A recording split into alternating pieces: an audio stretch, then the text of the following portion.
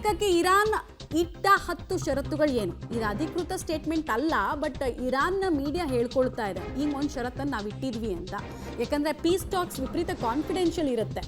15 ಷರತ್ತುಗಳ ಪೈಕಿ 10 ಷರತ್ತುಗಳ ಬಗ್ಗೆ ಮಾತಾಡೋಣ, ನೋಡೋಣ, ವರ್ಕ್ ಮಾಡೋಣ, ತೊಗೊಂಡು ಬನ್ನಿ ಅದೇನು ಪ್ರಪೋಸಲು ಅಂತ ಅಮೆರಿಕ ಹೇಳಿದೆಯಂತೆ. ಇದನ್ನು ಇರಾನೇ ಹೇಳ್ತಾ ಇದೆ. ಏಪ್ರಿಲ್ 10ನೇ ತಾರೀಕು ಇಸ್ಲಾಮಾಬಾದ್ನಲ್ಲಿ ಒಂದು ರೌಂಡ್ ಡಿಸ್ಕಷನ್ ಆಗುತ್ತೆ. ಆಮೇಲೆ ಪೀಸ್ ಟಾಕ್ಸ್ ಇದಾವಲ್ಲ, ನಿಮಗೆ ಏಕಾಏಕಿ ಕೂತು 20 ನಿಮಿಷ 30 ನಿಮಿಷದಲ್ಲಿ ಆಗೋಗೋದಲ್ಲ. ಕೆಲವು ಸಲ ಹಲವು ಸುತ್ತಿನ ಮಾತುಕತೆಗಳಾಗಬೇಕಾಗತ್ತೆ. ಇರಾನ್ನ 10 ಷರತ್ತುಗಳು ಏನು ಅನ್ನೋದು ಕೂಡ ಈಗ ಎಲ್ಲ ಕಡೆ ಚರ್ಚೆ ಆಗ್ತಾ ಇದೆ.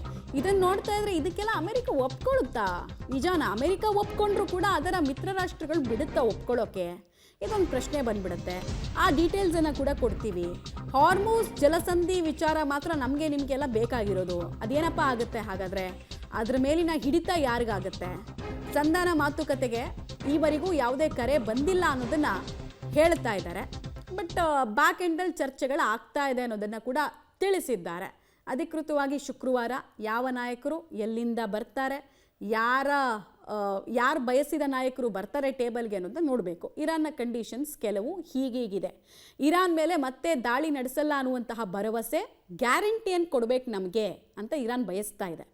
ಕೇವಲ ಕದನ ವಿರಾಮ ಅಲ್ಲ, ನಮ್ಮ ಮೇಲೆ ಇನ್ಯಾವತ್ತೂ ಕೂಡ ಯುದ್ಧ ಮಾಡೋದಕ್ಕೆ ಸುಮ್ಮನೆ ಬರಬಾರ್ದು, ನಮ್ಮ ವಿಷಯಗಳಿಗೆ ಅಂತಾರಾಷ್ಟ್ರೀಯವಾಗಿ ಸಂಬಂಧ ಏನೇ ಇಲ್ಲದಿರುವಂತಹ ದೇಶಗಳು ಬಂದು ಮೂಗು ತೂರಿಸಬಾರ್ದು ಅನ್ನೋದು ಇವ್ರು ಕೇಳ್ಕೊಳ್ತಾ ಇದ್ದಾರೆ.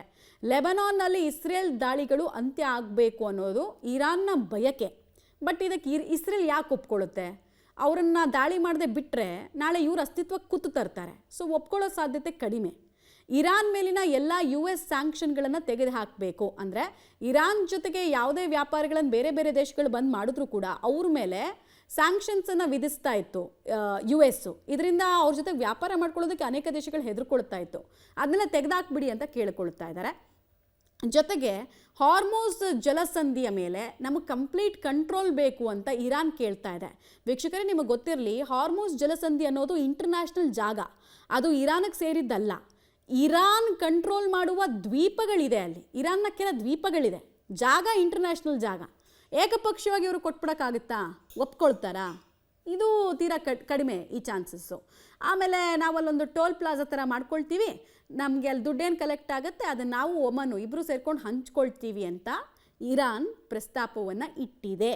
ಈ ಪ್ರಸ್ತಾಪಕ್ಕೆ ಇತರೆ ಗಲ್ಫ್ ರಾಷ್ಟ್ರಗಳು ಒಪ್ಪುತ್ತಾ? ಆಮೇಲೆ ಇತರೆ ಅಲ್ಲಿ ಆ ರೂಟ್ನಲ್ಲಿ ವ್ಯಾಪಾರ ಮಾಡುವಂತಹ ದೇಶಗಳು ಬೇಡ, ಇದನ್ನು ತೆಗೆದುಹಾಕಿಸಿ ಅಂತ ಹೇಳಿ ಅಮೆರಿಕಕ್ಕೆ ಪ್ರೆಷರೈಸ್ ಮಾಡಲ್ವಾ ಅನ್ನೋದು ಪ್ರಶ್ನೆ. ಪರಿಹಾರದ ಬದಲು ಹಾರ್ಮುಜ್ ಶುಲ್ಕವನ್ನು ಇರಾನ್ ಪುನರ್ನಿರ್ಮಾಣಕ್ಕೆ ಬಳಕೆ ಮಾಡ್ಕೊಳ್ಬೇಕು. ಅಂದರೆ ಇವರೆಲ್ಲ ಯುದ್ಧ ಮಾಡಿಕೊಂಡು ನಷ್ಟ ಮಾಡ್ಕೊಂಡಿರೋದನ್ನು ಜಗತ್ತಿನ ತಲೆ ಕಟ್ಟೋದಕ್ಕೆ ಇರಾನ್ ಬಯಸ್ತಾ ಇದೆ. ಡೀಟೇಲ್ಸ್ ಕೊಡ್ತಾರೆ ಶಬೀರ್.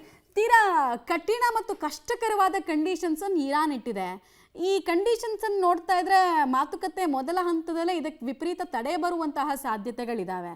ಇಂಟರ್ನ್ಯಾಷನಲ್ ಮ್ಯಾಟ್ರನ್ನು ನಮಗೆ ಕೊಟ್ಬಿಡಿ ಅಂತ ಪ್ರಸ್ತಾಪದಲ್ಲಿ ಇಟ್ಟಿರೋದು. ಆಮೇಲೆ ಯುರಾನಿಯಂ ಎನ್ರಿಚ್ಮೆಂಟ್ ಬಗ್ಗೆ, ಅಣ್ವಸ್ತ್ರ ತಯಾರಿ ಬಗ್ಗೆ ಎಲ್ಲೂ ಕೂಡ ಪಾಯಿಂಟನ್ನು ಇಡದೇ ಇರೋದು ನೋಡ್ತಾ ಇದ್ರೆ ಕಷ್ಟ ಅಂತ ಅನಿಸುತ್ತೆ.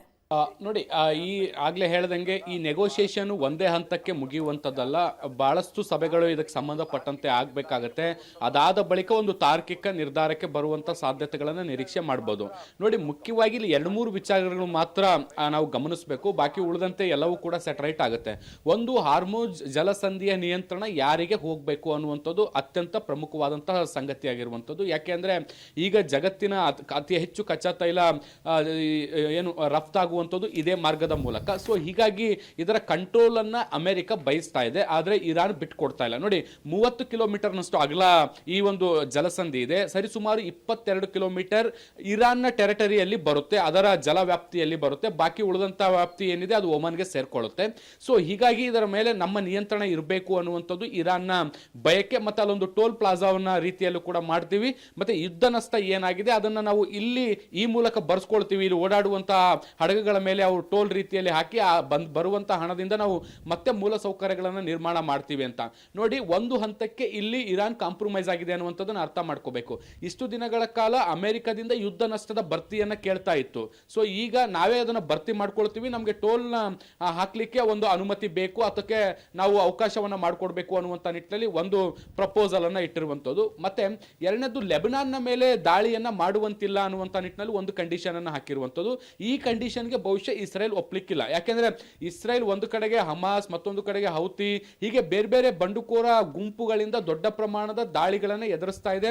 ಒಂದ್ ರೀತಿ ಅದು ಆಂತರಿಕ ಭದ್ರತೆಗೆ ಅತಿ ದೊಡ್ಡ ಥ್ರೆಟ್ ಆಗಿರುವಂತದ್ದು. ಸೊ ಇದನ್ನ ನಾಶ ಮಾಡಬೇಕು ಅನ್ನುವಂತ ನಿಟ್ಟಿನಲ್ಲಿ ಇಸ್ರೇಲ್ ಬಹಳ ದೊಡ್ಡ ದಾಳಿಗಳನ್ನ ನಿರಂತರವಾಗಿ ಮಾಡ್ತಾ ಬರ್ತಾ ಇರುವಂತದ್ದು. ಈಗ ಲೆಬನಾನ್ನ ಮೇಲೆ ದಾಳಿಗಳನ್ನ ಮಾಡಬಾರ್ದು ಅನ್ನುವಂತ ಷರತ್ತನ್ನ ಬಹುಶಃ ಇಸ್ರೇಲ್ ಒಪ್ಲಿಕ್ಕಿಲ್ಲ. ಇದ್ರ ಜೊತೆಗೆ ಸುದೀರ್ಘವಾದಂತಹ ಒಂದು ಕದನ ವಿರಾಮ ಬೇಕು, ತಾತ್ಕಾಲಿಕ ಕದನ ವಿರಾಮ ಬೇಡ ಅನ್ನುವಂಥದ್ದು ಕೂಡ. ಸೊ ಅಮೆರಿಕ ಕೂಡ ಇದ್ರ ಬಗ್ಗೆ ಯೋಚನೆ ಮಾಡಬೇಕಾಗತ್ತೆ. ಮಮತಾ, ಧನ್ಯವಾದ ತಮ್ಮೆಲ್ಲ ಮಾಹಿತಿಗಾಗಿ ಶಬೀರ್.